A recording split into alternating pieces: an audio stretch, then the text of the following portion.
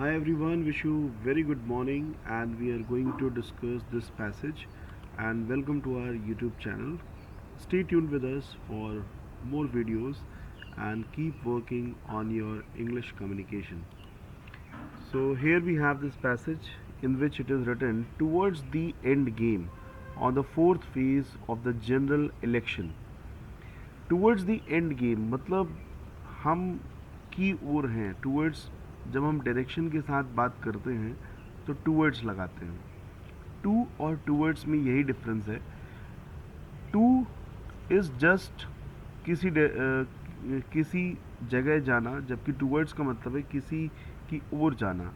तो आखिरी मुकाम की ओर, टूवर्ड्स द एंड गेम मतलब अब ये आखिरी मुकाम है on the fourth phase of the general election. General election का चौथा फेज, चौथा पड़ाव। Opposition parties are getting better with their tactics. Opposition parties मतलब जो आपकी विपक्षी पार्टीज हैं, जो आप विपक्षी पार्टीज और ओपोनेंट्स जो हैं, they are getting better with their tactics. Tactics का मतलब है अपनी रणनीतियों से, अपने तौर तरीके से, अपने वे ऑफ वर्किंग से opposition parties are getting better with their tactics. Let's move on. In the fourth phase of the Lok Sabha election 2024, 96 constituencies voted on Monday. With this, the voting process in 23 states and union territories has been completed.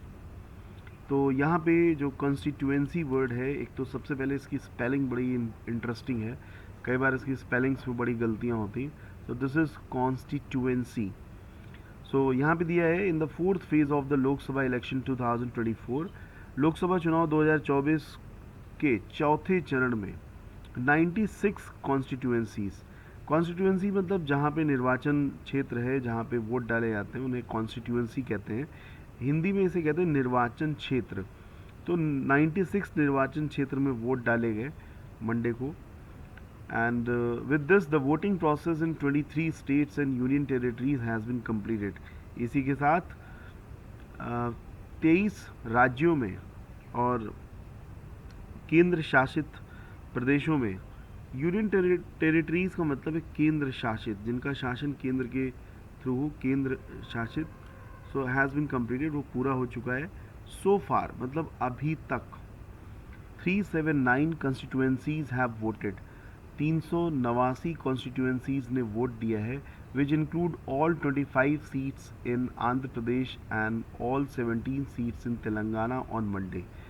अब तक 389 निर्वाचन क्षेत्रों में vote पड़ चुका है, जिसमें आंध्र प्रदेश की सभी 25 और तेलंगाना की सभी 17 सीटें भी इंक्लूडेड हैं। Alright, polls were also held in the simultaneous assembly elections in Andhra Pradesh for all 175 seats and in Odisha in 28 of 147. तो simultaneous का मतलब होता है किसी चीज़ का एक ही समय पर होना, simultaneous, एंड इसी का एडवर्ब होता है simultaneously, मतलब एक ही समय पर चीज़ें होते हुए simultaneously. यहाँ पे दिया हुआ है कि इन राज्यों के कुछ लाभ हासिल करने के लिए साइमल्टेनियस मतलब एक साथ, राइट, साथ में हो रहे। तो आंध्र प्रदेश और उड़ीसा में साथ में हो रहे विधानसभा चुनाव के लिए भी मतदान हुआ। आंध्र में सभी 175 सीटों के लिए और उड़ीसा में 147 में से 28 सीटों के लिए हुआ, साथ में ही, right, simultaneous. In these states the BJP has had a blow hot, ये एक फ्रेज़ है, इसको आप अंडरलाइन करें और इसके बारे में हम ज़रूर डिस्कशन करेंगे। एक सबसे पहले ये जो बात आ रही है कि हैज़ हैड कैसे हो गया, मतलब इसके बारे में कई बार लोग डिस्कशन करते हैं कि हमने हैज़ तो समझ में आ रहा है, लेकिन हैज़ के साथ हैड कैसे लग गया। सबसे पहले तो इस पर हम लोग एक डिस्कशन करते हैं। आपको पता होगा कि जहाँ पे टेक आता है, take is equal to have. एक हम टेबल ले लेते हैं इसको समझने के लिए, और बहुत ही आसानी से इसको हम लोग समझ लेंगे।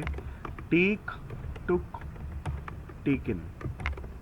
और जहाँ पे टेक लगता है वहाँ पे हम हैव लगा सकते हैं। तो हैव का सेकेंड फॉर्म हैड होता है और थर्ड फॉर्म हैड होता है।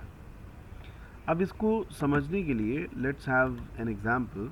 जैसे आपने कहा I want to take tea, तो इसी में आप कह सकते हैं I want to have tea. अगर आप कह रहे हैं कि आई हैव टेकन टी, तो इसका मीनिंग हो जाएगा आई हैव हैड टी। और अगर आप कह रहे हैं आई हैड टेकन टी, तो यहाँ पे हो जाएगा I had had T. So I hope आपको इसमें क्लैरिटी होगी। और इसीलिए यहाँ पे हैव हैड आ रहा है या हैज़ हैड आ रहा है। तो यहाँ पे चूँकि प्रेजेंट में बात की जा रही, तो the BJP has taken a blow hot. तो यहाँ पे जो हैड आ रहा है वो टेक के सेंस में आ रहा है। अब यहाँ पे ब्लो हॉट का मतलब क्या है, इसको हम लोग समझेंगे। अब ब्लो हॉट, तो यहाँ पे कहा जा रहा है कि भाजपा ने इन राज्यों में कुछ लाभ हासिल करने के लिए अपनी जटिल योजना के तहत भाजपा ने, ठीक है, BJP has had a blow cold rivalry with ruling regional parties. तो रूलिंग रीजनल पार्टीज मतलब जो सत्तारूढ़, जो ऑलरेडी रूल कर रही हैं, और रीजनल पार्टीज का मतलब है जो क्षेत्रीय पार्टीज हैं। एंड राइवलरी का मतलब है प्रतिद्वंदी, जो उसके विपक्ष में खड़ी हों, जिससे उनका सामना हो रहा हो, दैट इज़ कॉल्ड राइवलरी। तो यहाँ पे सिंपल सा मीनिंग दिया जा रहा है कि इन राज्यों में कुछ लाभ हासिल करने के लिए अपनी जटिल योजना के तहत भाजपा ने यहाँ की रूलिंग क्षेत्रीय पार्टियों के साथ कभी नरम तो कभी गरम प्रतिद्वंदता की है। तो ब्लो हॉट का मतलब है कभी गरम तरीके से, एंड ब्लो कोल्ड का मतलब है कभी नरम। तो कभी नरम कभी गरम, इसका मतलब है कि जैसा सीन हो वैसा करते जाना, अपने आप को बदलते जाना, एक जैसा रुख न रख करके कभी नरम तो कभी गरम, ऐसा इसका सेंस आ रहा है। और यहाँ पे आगे दिया जा रहा है कि the YSRCP in Andhra Pradesh and BJP in Odisha in its elaborate plans. Elaborate का मतलब है किसी चीज़ को डिटेल में बताना, किसी चीज़ को एक्सप्लेन करना। टू मेक सम गेन्स, यहाँ पे कहा जा रहा है कि उसको 96,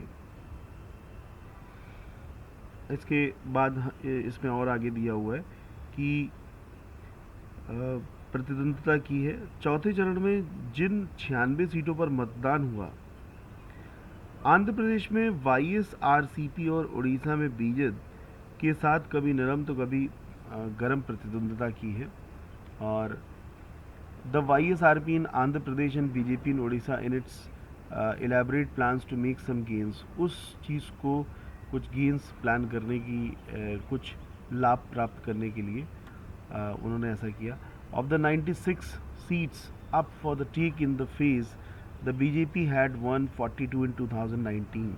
2019 में बीजेपी ने केवल 42 सीटें पाई थी, while the YSR Congress had 122 इन आंध्र प्रदेश, जबकि कांग्रेस ने 22 सीटें पाई थी। एंड द BRS 9 इन तेलंगाना, और BRS ने तेलंगाना में 9 सीट्स पाई थी। द कांग्रेस हेल्ड 6, कांग्रेस के पास 6 थी। With no overreaching theme defining the ongoing campaign, campaign का मतलब प्रचार। In this general election parties and leaders have been testing various slogans to rally voters around. बहुत अलग अलग तरीके के स्लोगन्स का वो लोग प्रयोग कर रहे हैं, जिससे कि रैली में आए हुए वोटर्स को वो अपनी बातों से कन्विंस कर सके। और इसके बारे में दिया हुआ है। मीनवाइल, माने इसी दौरान, the election commission of India and the principal opposition party had an unsavoury exchange responding to Congress President Mallikarjun Kharge questioning of the delay in the release of voter turnout data. The ECI said people held such doubts in contempt. Mr. Kharge hit back saying that it was puzzling that ECI was not acting on communal casteist statements by the Prime Minister and the BJP. So I hope you must have understood this passage, and do share your experiences on the passage in the comment section. Thank you.